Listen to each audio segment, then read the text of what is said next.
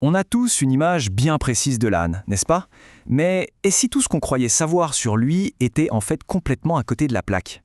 Alors, dans les minutes qui suivent, on va complètement déconstruire ce stéréotype. On va voir comment l'âne est passé de symbole de la bêtise à véritable pilier de la civilisation. Et croyez-moi, le voyage est assez surprenant.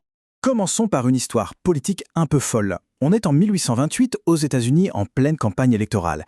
Et c'est là que l'âne fait son entrée sur la scène, mais pas du tout comme on pourrait l'imaginer, non. Il débarque en tant qu'insulte, une insulte bien sentie. Alors voilà ce qui s'est passé. Les adversaires d'Andrew Jackson, le candidat populiste, le traitent de jackass, en gros d'abruti, d'âne batté. Et là, coup de génie. Au lieu de s'offusquer, Jackson s'empare de l'insulte. Il en fait son symbole. L'âne têtu, persévérant, c'est lui. Et ça marche. Tellement bien que des décennies plus tard, en 1874, le grand caricaturiste Thomas Nast va figer cette image pour de bon, faisant de l'âne l'emblème éternel du Parti démocrate. Une insulte transformée en logo, c'est quand même fort. Bon, laissons la politique américaine de côté un instant. Parce que l'histoire de l'âne, la vraie, elle est bien plus ancienne, bien plus fondamentale. Bien avant d'être un logo de parti, l'âne était, littéralement, le moteur de la civilisation. Imaginez un peu, il y a 7000 ans, au nord-est de l'Afrique, l'humanité réussit à domestiquer l'âne. Et ça, c'est une révolution. Une vraie. C'est le moment où le Sahara s'agrandit, où tout devient désert. Et d'un coup, on a ce moyen de transport incroyable, le premier de notre histoire, capable de nous faire traverser ces terres arides et hostiles. Spontanément, on penserait au cheval, non? Plus rapide, plus majestueux. Mais regardez bien cette comparaison. C'est là qu'on comprend tout. L'âne peut porter plus de 50% de son poids, le cheval, à peine 20%. Il se contente de presque rien pour manger, il a une endurance folle sur les terrains difficiles. Bref, le cheval, c'est la voiture de sport. L'âne, c'est le 4x4 increvable de l'Antiquité. Et pour construire une civilisation, on a besoin du 4x4.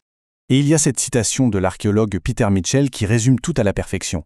Il dit « Si l'Égypte était un don du Nil, c'était un don livré sur le dos d'un âne. » C'est magnifique et tellement vrai. Ça dit tout de l'importance capitale de cet animal pour l'une des plus grandes civilisations de l'histoire. Concrètement, l'âne, c'était la colonne vertébrale de l'Égypte ancienne. C'était le camion, le tracteur, la grue, tout à la fois. Il transportait les gens, les marchandises, les pierres pour les pyramides, il bossait dans les mines. Il y a même cette anecdote, un peu plus glamour, Cléopâtre elle-même lui devait beaucoup. La légende dit qu'elle prenait des bains de lait d'ânesse pour sa peau. L'âne était partout, vraiment partout. Alors, la question est, comment est-ce qu'un animal aussi indispensable, aussi crucial, a-t-il pu se retrouver avec cette double réputation? On va maintenant quitter le champ de l'histoire pour entrer dans l'imaginaire humain. Et c'est là que ça devient fascinant, parce que l'âne y est à la fois l'idiot du village et le sage philosophe. Et c'est ça, le grand paradoxe de l'âne. D'un côté, dans les textes sacrés, il est associé à l'humilité, à la divinité. C'est lui qui porte le dieu grec Héphaïstos, c'est lui qui porte Jésus lors de son entrée à Jérusalem. Il est même mentionné avec respect dans le Coran. Et puis de l'autre côté, dans la littérature, dans les contes populaires, il devient le symbole de la bêtise, de l'ignorance. C'est complètement schizophrénique.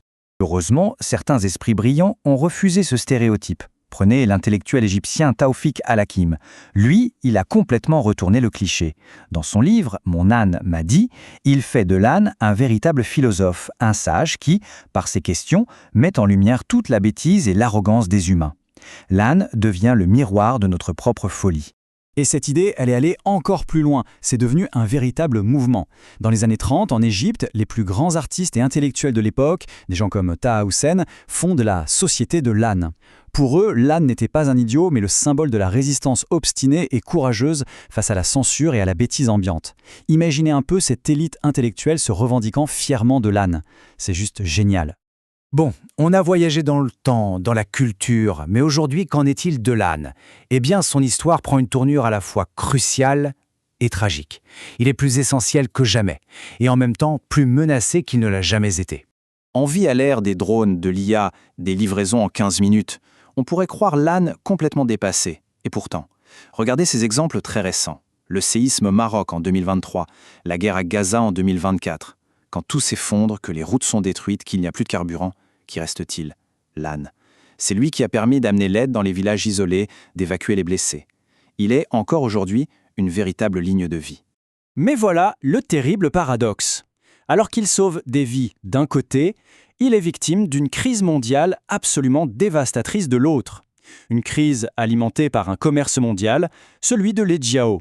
C'est une sorte de gélatine faite à partir de sa peau, très prisée dans la médecine traditionnelle chinoise. Et la demande pour lait de Jiao, elle n'a pas juste augmenté, elle a explosé. Le marché est passé de 3,2 milliards de dollars en 2013 à quasiment 8 milliards en 2020, en seulement 7 ans. C'est une pression financière absolument gigantesque qui s'exerce sur les ânes du monde entier. Et derrière ces chiffres financiers, il y a un autre chiffre, bien plus effrayant. 6 millions. C'est le nombre d'ânes qu'on estime abattus chaque année pour alimenter ce commerce. 6 millions. C'est un chiffre si énorme qu'il a plongé l'espèce dans une véritable crise de survie à l'échelle planétaire. Alors tout ça nous amène à une conclusion inévitable. On est obligé de revoir complètement notre jugement sur cet animal. C'est le moment de faire le point une bonne fois pour toutes sur cette créature qu'on a si mal comprise. S'il y a un mot qui revient sans cesse chez les spécialistes pour décrire l'âne, c'est celui de stoïcisme. Ça veut dire quoi? Ça veut dire qu'il endure. Il endure la peine, le travail, sans jamais se plaindre, sans jamais le montrer. Et c'est ça le drame. Ce stoïcisme, on l'a pris pour de la bêtise. Son silence, on l'a pris pour un manque d'intelligence. Alors que la réalité, c'est tout l'inverse. Derrière cette façade, il y a un animal extrêmement intelligent, prudent et surtout profondément social. Les ânes tissent des liens d'amitié si puissants, si profonds, qu'ils peuvent littéralement se laisser mourir de stress si on les sépare d'un ami proche. Ce qu'on prend pour de l'entêtement, ce n'est rien d'autre que de la prudence, de l'intelligence. Il n'avance pas s'il sent un danger. Ce qui nous laisse avec cette ultime question, une question un peu vertigineuse. Après 7000 ans à nous servir en silence, est-ce qu'on va enfin être capable de reconnaître la sagesse de cet animal avant que son silence ne devienne éternel? Autrement dit, est-ce qu'on va réussir à changer notre regard à temps pour sauver un animal qui est, en fait, l'un des piliers de notre propre civilisation?